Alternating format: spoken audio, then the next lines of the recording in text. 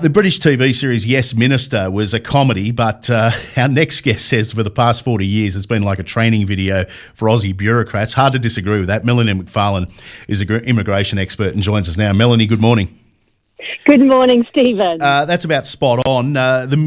We're in the middle of a skills shortage, but you say the bureaucracy is stopping workers we need from coming to Australia. I don't think that'd surprise anybody. No, Stephen, it was ever thus, but no more so than at the moment, where we've got labour market testing requirements, for example, where an employer has to go into a MyGov account in order to be able to set this up.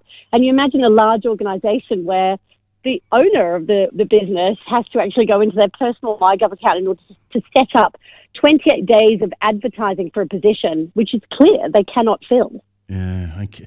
So, how long are these visas taking to approve when somebody does apply to come out here and work? Well, this is a big thing at the moment. You know, we're seeing tourist visas actually being granted almost immediately within a couple of days, which is great. You know, we want tourists back here in Australia. Doing the sound of planes coming overhead more regularly. But the big issue is that the 482, which is the skills shortage visa, the temporary visa to bring workers in, is taking 5, 6, 7 months to finalise.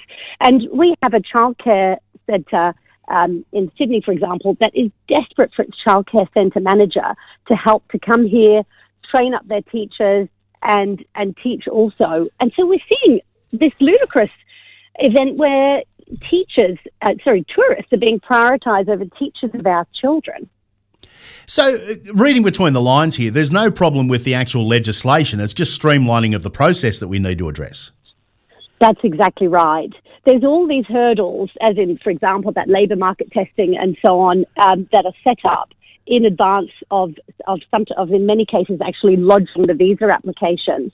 And then once you get over those hurdles and you've got it lodged, then you have to sit around and wait for the visa application to be finalised. And so that is the biggest issue right now, that there do not seem to be enough people in place. It's the same for student visas. There do not seem to be enough trained immigration officials in the various embassies around the world to actually process these visa applications. Extraordinary. I'd say I'd reach out to the immigration minister, but he doesn't like me very much. Melanie, I appreciate your time this morning. Thank you, Stephen. Good to speak to you. Melanie McFarlane is an immigration expert. Look, let's try and get Alex Hawke on again. We'll talk.